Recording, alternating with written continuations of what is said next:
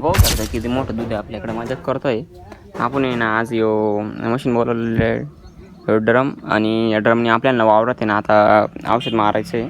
कारण की आता मक्काला औषध मारायचं आहे. ती मक्का दिसते ना पुढं तिला औषध मारायचं त्याच्यामुळं ड्रम आणलेला आहे. आता सगळं ड्रम आहे पाहू शकता तुम्ही. सध्या आहे नाही औषध वगैरे आणलेलं आहे याच्यावर मारायला मक्कावर मारायला किडे वगैरे नाही लागू म्हणून. हा या कुत्र्यांचे भांडणं झालं वाल्याशिवाय राहणार नाही. तिकडून पाहू शकता तिकडचे 3 कुत्रे हे दिसतात तुम्हाला.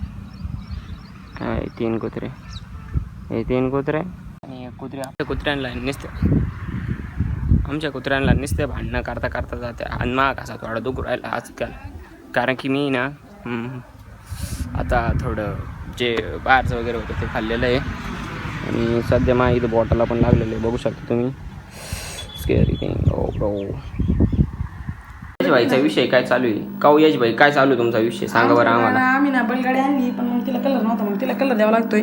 पण तिला असा कलर दिला आम्ही. तुम्हाला आवडतो का असा कलर? भारी वाटतोय तुम्हाला सांगा बरं तुम्ही बी. हा कलर एक नंबर वाटतोय तुम्ही दिला म्हणते एक नंबर. या बैलाला चाकाला कोणता कलर द्यायला पाहिजे ना आम्ही असं सांगा बरं मला तुम्ही. आता हे कलरचा विषय मला माहीत नाही कारण की मी कधीच कलर द्यायला नाही. लहानपणी देत होतो 8वीच्या नंतर कलरचा विषय नव्हता आपल्या दुनियात. पेंटिंग हा विषय कट करून टाकला होता आपण. वा कलर देत असेल तुम्ही. बैलगाडी सारखी वस्तू आहे ना. मी पंढरपूरवरून आणलेली मम्मीने. आम्ही गेलो होतो पंढरपूरला परवा. किती तारखेला 10 का 11 तारखेला 11 तारखेला गेलो शाळेतसे आपण 11 तारखेला गेलो होतो पंढरपूरला. त्याच्यानंतर तिथं पाहिलं कसे लोक आहे आणि कसे तिथं ये दर्शन वगैरे झालं होतं आपलं.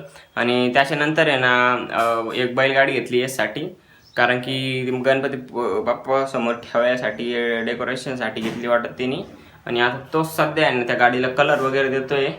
आणि मला तिथलं पाणी पिऊन थोडा घासावर थोडा प्रॉब्लेम आलेला आहे.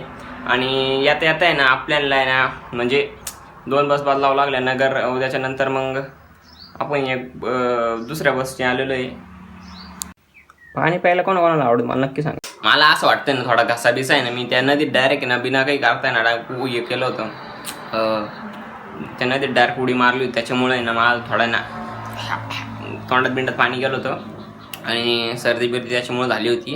आता थोडीफार ठीक झाली आहे आणि आपलं तोंड जे आलेलं होतं ते पण ठीक झालेलं आहे. आणि आपल्याला तिथं ठीकठाक म्हणजे लोक काय एवढे चांगले नसते. तिथं दर्शन वगैरे करा तुम्ही हिंडा आणि तिथं जास्त लोक पैसेच मागता असं. आपली इथं दुधाची उत्पादन होत आहे.